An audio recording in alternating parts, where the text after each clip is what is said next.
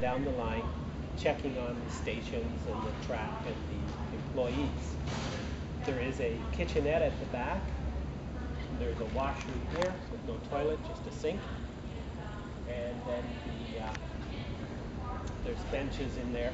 Most of the furniture that you will see inside is for the play. It is not what the director would have used himself. I have no idea what type of furniture he would have had. The exterior of the coach is all new construction. When the gentleman who restored it found it, there was nothing left of the exterior. The interior is mostly original, and it is English oak. The gentleman bought it for £1, and he said it was the worst pound he ever spent because it cost him £30,000 to build the coach. That's about it for the coach. There's not too much more I can tell you, so if you want to have a look through it, I'll meet you on the other side.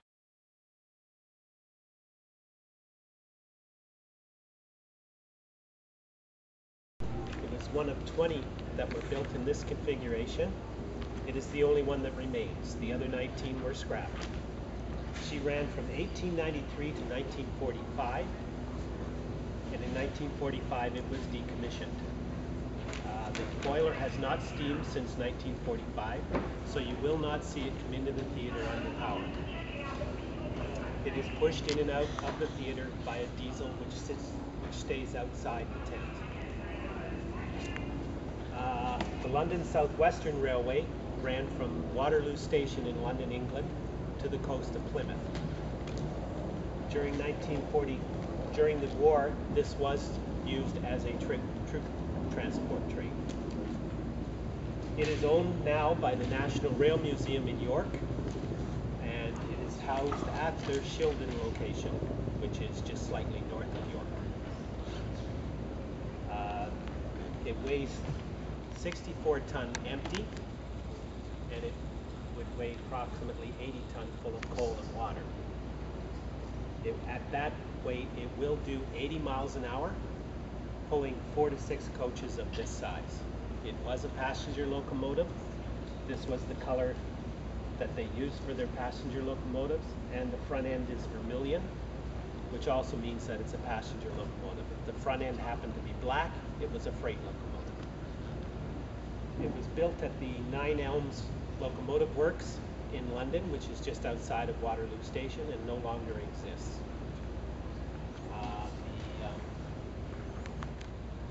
The tender itself is this part of the locomotive. This tank was full of water, and there was 3.65 ton of coal piled on top of it. One man shoveled that coal, and he would stand up there. When they got towards the end, there was only coal left back here, he would have to climb back here and shovel the coal to the ground. And locomotives are classified by their wheel configuration. This is a 440. It has 4 leading wheels on the front, the 4 small leading wheels, then 4 large driving wheels, and no trailing wheels. By comparison, the big black one outside is a 484. It has 4 leading wheels, 4 large driving wheels, and 4 trailing wheels, and weighs 350 ton. And the hump in the middle, on top of the boiler, is a steam reservoir. Steam is collected in that reservoir because there wasn't a whole lot of room left in the boiler once it was full of water. And that's about it. Do you have any questions? Yes. I do. I know it was shipped over. Yep. Did it come in one piece? It actually came in 3. It's 3 the pieces. locomotive, the tender, and the coach. Oh my goodness. So it came in 3 pieces. They were put on a boat in Liverpool.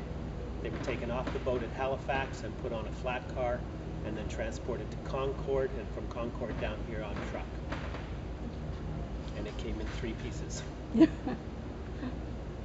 long does that take? I think that took, with all of the transfers and everything, it took about 2 weeks.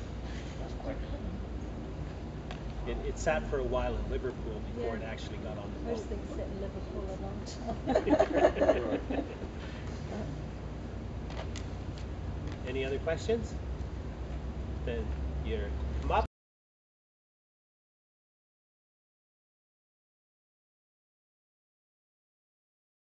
what you just saw were the two show carriages. But there are two more units to this train that you don't see. That is, the third unit is a spacer car. It's a flatbed rail car that separates these performance cars from the diesel. And then there's actually the diesel itself, which never ever makes it into the tent. Its final position where it is right now, for the train to be fully in, is outside the tent. So it's butted up against the door of the tent. The diesel is unique in that it's got two engines in it. We put a second engine in it in case the first one would fail. We still wanted to be able to bring the train in. But also because the train driver outside, if you looked around back the tent, he has a very, very short distance to be able to get up any critical speed to bring the train in with an interesting dynamic. Because trains are sort of slow to momentum to get going. So if we just used on one engine, sort of putters in. The second engine allows us to get it up to, well, we can get it as high as 14 kilometers an hour. We've had it like that in rehearsal where it zips in like that. But that's really alarming when you're sitting static. It comes in on its first entrance at about 8 or 9 kilometers an hour, depending on the weather conditions, whether it's wet or dry. The man who's driving the train so never ever can see what's happening in the theater. He has no understanding of what's happening on the stage then. He has marks outside the tent that he knows he needs to hit. And he's on headset communication with our stage manager, who tells him when to go and which mark to hit.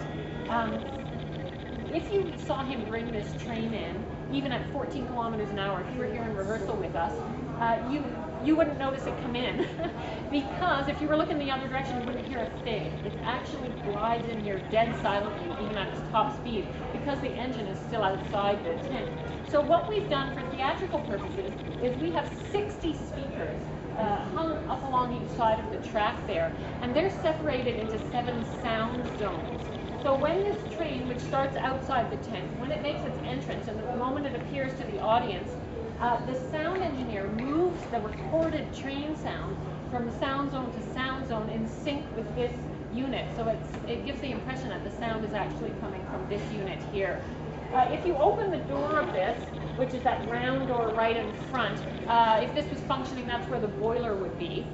But we've inserted a smoke machine in there, which pumps out this vegetarian organic smoke, shoots it up through that chimney, and also gives the impression that steam is coming out of the thing. So that's how we give the illusion that this is the unit that's powering the train, whereas it is absolutely not the case.